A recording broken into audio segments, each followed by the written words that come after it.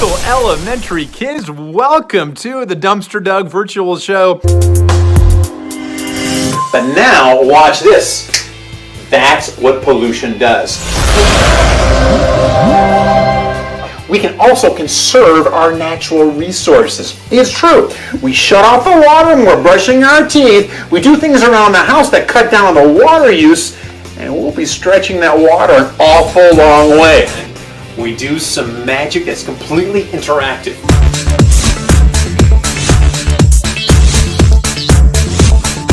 You know where water comes from?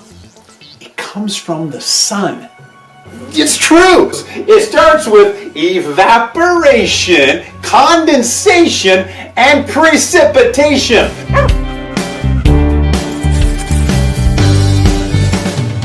I'm going to cut a hole in this piece of paper that's big enough to poke my hat through. To poke my hat through.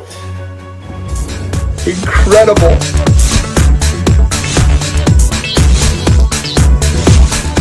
It's actually a science experiment, but it looks a lot like magic. There it is right there. That, believe it or not, is styrofoam. You're going to use your finger and you're going to make some magic happen. Recycling is the sweetest thing you can do.